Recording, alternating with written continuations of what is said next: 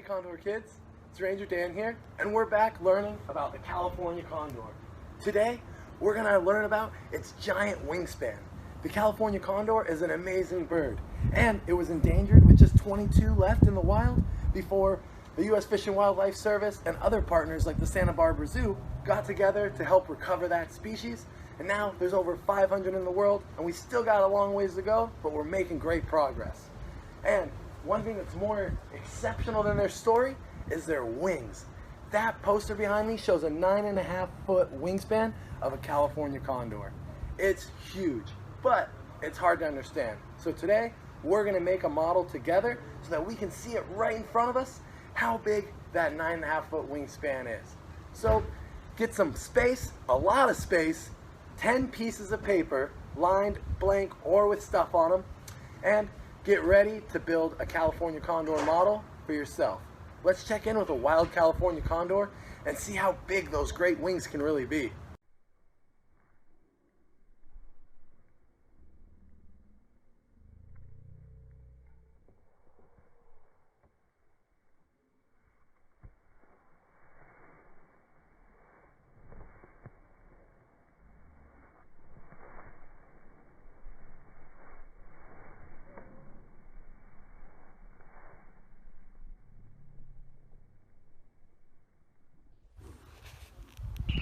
Wow, that California condor is huge, but it's still kind of hard to imagine what 9.5 feet is.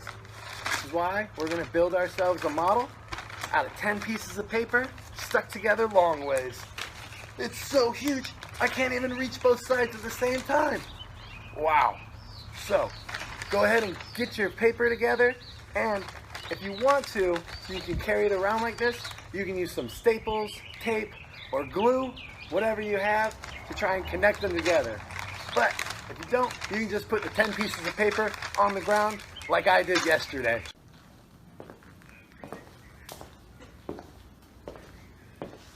Only 6 whole steps.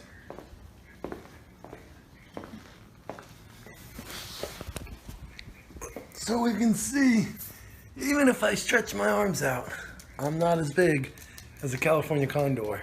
And this is my dog, Sophie. Hi, Sophie. See, you can make a great model without sticking the pieces of paper together, and even use it to size yourself up against one. Now, I'm gonna get started working on my model, and I'm gonna be putting it to the board here against the poster to see if it compares well against the actual size of a condor. You get started if you haven't already, stapling it together, gluing it together, taping together, or laying it out. And we're going to hear from one of our biologists, Nicole, who went out to Bitter Creek recently to monitor some California condors in the wild. And she does it using radio technology that is attached to a condor's tail feather. And we'll check that out too when we get back. What do you got for us, Nicole? Hello, Condor kids. My name is Nicole, and I'm a wildlife biologist with the California Condor Recovery Program here at the Hopper Mountain National Wildlife Refuge Complex. Today I brought you out to Bitter Creek National Wildlife Refuge to show you a little bit about what I do at work as I help to save the California condor.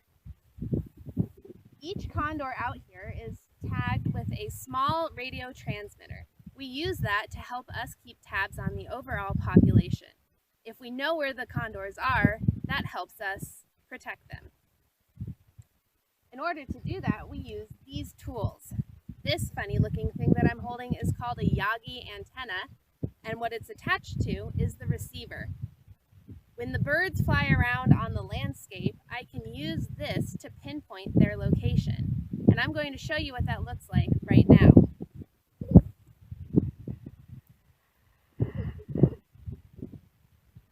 When there's no birds around, all it sounds like is this.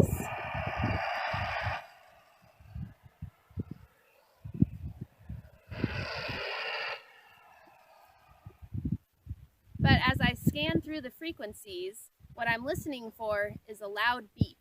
If I hear that beep, I know that particular bird is in the area. Let's take a listen and see if there's anybody here.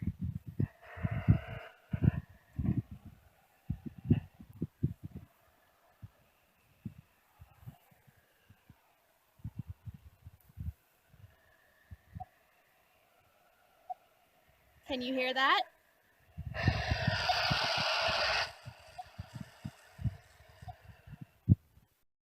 Looking at the screen of my receiver, you can see that the bird I'm signaling is bird number 216. The bars that show up underneath that number every time it beeps indicate that I have a good, strong signal.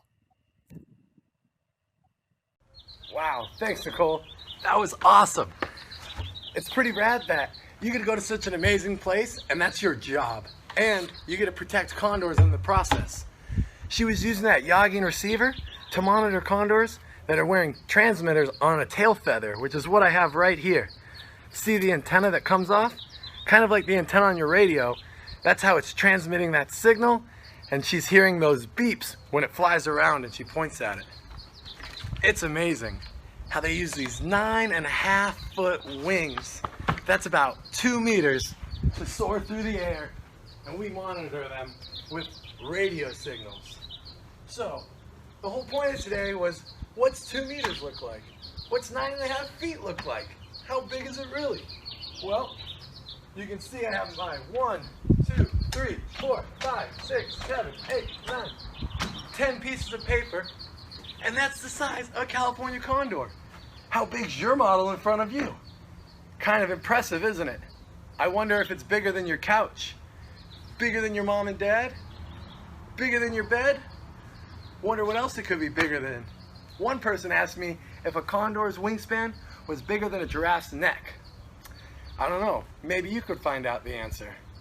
Well, scientists use models like this, and sometimes more sophisticated models, to study the world every day, all over.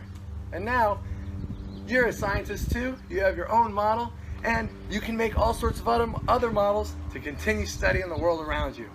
Have a good day, Condor kids, and I'll talk to you soon.